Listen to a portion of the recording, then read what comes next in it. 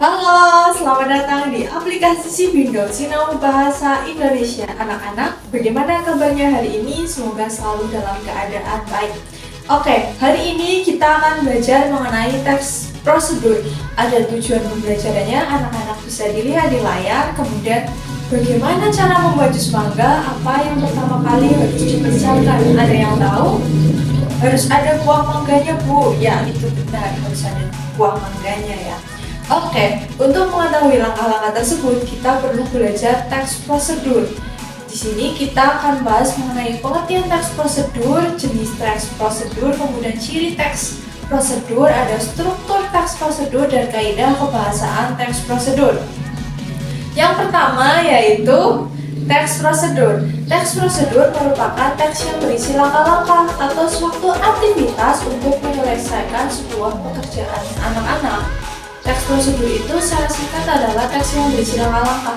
Tadi kalian ingin membuat jus mangga. Nah, untuk mengetahui cara membuat jus mangga, kalian bisa melihatnya di teks prosedur. Kemudian ada jenis-jenis teks prosedur. Ada yang tahu teks prosedur itu dibagi menjadi berapa? Dibagi menjadi 3, Bu. Coba sebutkan.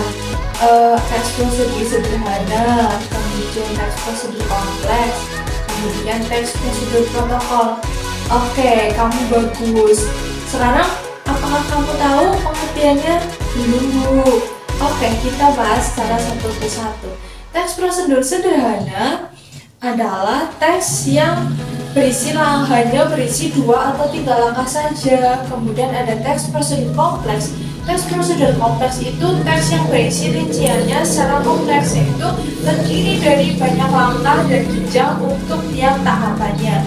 Kemudian ada teks prosedur protokol, yaitu merupakan teks prosedur yang langkah-langkahnya bisa dibolak-balik tetapi tujuannya bisa tetap tercapai.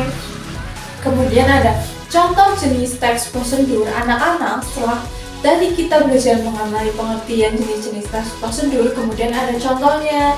Di sini ada contoh teks prosedur sederhana, yaitu cara membuat jus mangga. Nah, di situ hanya berisi beberapa langkah saja. Anak-anak bisa melihatnya di layar, atau nanti kalau misalkan anak-anak masih bingung, anak-anak bisa melihat atau mengklik tautan yang sudah Ibu sediakan.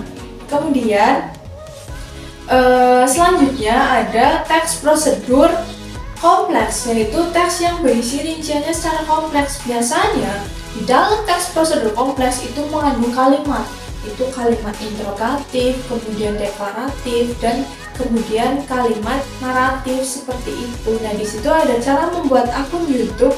Anak-anak nanti bisa menyimak videonya dengan tautan yang sudah Ibu sediakan. Kemudian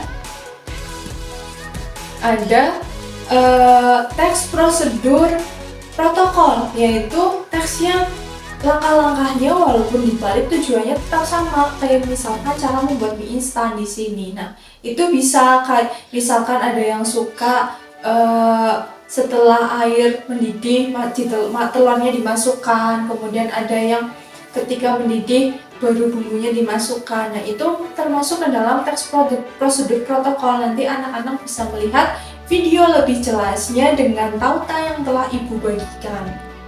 Kemudian ada ciri-ciri teks prosedur. Jadi teks prosedur juga memiliki ciri-ciri anak-anak, yaitu ada 7 ciri. Yang pertama itu menggunakan kata perintah.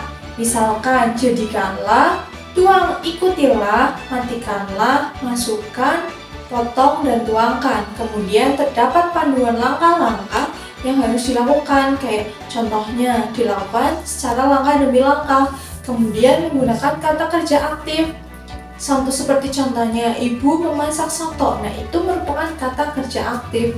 Kemudian menggunakan kata penghubung, yaitu konjungsi, misalnya dan, lalu, sehingga, kemudian, dan selanjutnya. Kemudian terdapat aturan dalam tata bahasa atau kegiatan, yaitu terdapat alat dan bahan. Kemudian terdapat isi kegiatan yang dilakukan secara urut. Jadi kegiatannya itu harus dilakukan secara urut. Misalkan contoh kalimatnya itu pertama, kedua, ketiga, dan kemudian. Kemudian ada struktur teks prosedur. Ada tujuan. Tujuan itu merupakan awal pembuatan teks prosedur, dari tujuan kalian membuat teks prosedur itu apa. Contohnya, mie instan sering dijadikan sebagai pilihan alternatif makanan cepat saji, apalagi di kala cuaca yang dingin.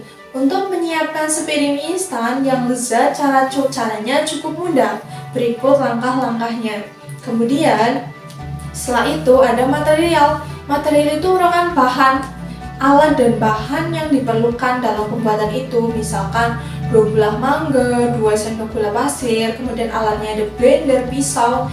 Material itu berarti alat dan bahan anak-anak. Bisa dipahami. Kemudian ada langkah-langkah, yaitu step by step. Apa yang harus pertama dilakukan untuk membuat jus mangga? Misalkan kupas mangga dan iris-iris daging buahnya. Nah, itu merupakan langkah-langkah yang harus dikerjakan. Kemudian ada kesimpulan. Kesimpulan merupakan bagian penutup. Contohnya, jus siap dinikmati. Nah, itu merupakan bagian penutup. Cukup sekian materi teks prosedur, kita akan berlanjut ke materi selanjutnya.